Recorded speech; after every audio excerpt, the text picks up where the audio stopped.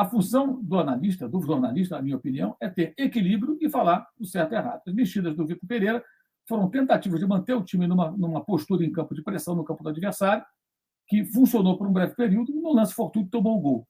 Primeiro tempo, melhor a estratégia do técnico do Flamengo, segundo, melhor a estratégia do técnico do Fluminense. O jogo Fluminense empatado seria absolutamente natural.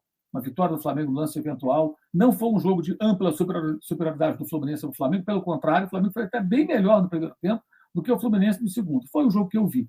Agora, o resultado, o Maré é muito ruim, um chute mascado vai parar dentro do gol, o gol que o Flamengo faz, o VAR anula e corretamente anula, ou seja, nada dá certo. E aí você vê o descontrole dos jogadores do Flamengo no momento que toma um gol.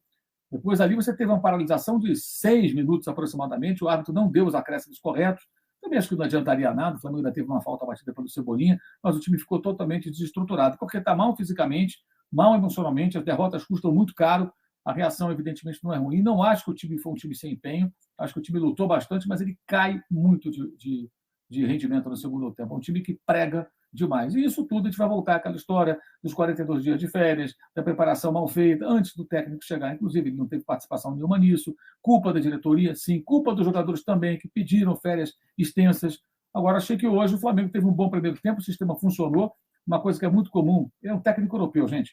Na Europa isso é muito comum. Você monta um time especificamente para um jogo, com uma estratégia, uma formação bem direcionada para aquele jogo. Foi o que o Flamengo fez hoje. E funcionou muito bem. Primeiro tempo, o Flamengo, independentemente do placar, foi muito bom. O Fluminense praticamente não assustou. O Flamengo teve um controle realmente do jogo, mesmo jogando com uma formação bem diferente. O Matheus França deu força ali no ataque, na pressão no campo ofensivo. O Gabigol trabalhou mais centralizado, brigou bastante. O Arrascaeta conseguiu ter um rendimento bem razoável durante boa parte do primeiro tempo. O Gerson fez um ótimo primeiro tempo. O Igor Jesus deu ali um suporte, mas não se destacou muito. O Mateuzinho melhor do que em jogos recentes, mais seguro, trabalhando melhor defensivamente. Cebolinha muito bem, trabalhando defensivamente, fazendo a jogada do gol. E os zagueiros muito tranquilos até ali.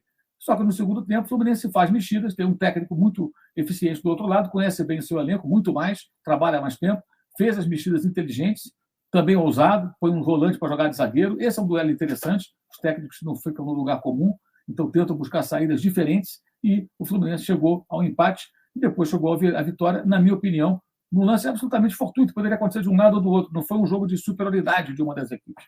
Esse foi o jogo que eu vi.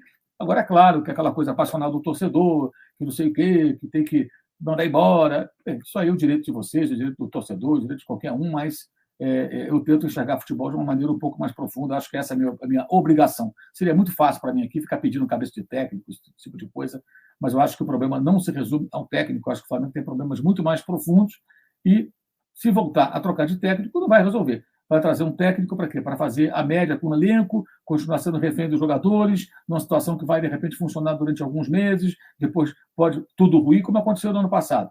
O Dorival conseguiu, no primeiro momento, dar uma organizada, depois o time caiu de rendimento, o técnico claramente não queria desagradar os jogadores, isso o Flamengo já está calejado, cansado desse tipo de coisa. Até quando o Flamengo vai trabalhar dessa maneira? É claro que tem os memes, a gozação, o negócio do Corinthians, Vitor Pereira, mas isso tudo não pode entrar na análise. Isso aí não seria uma análise séria.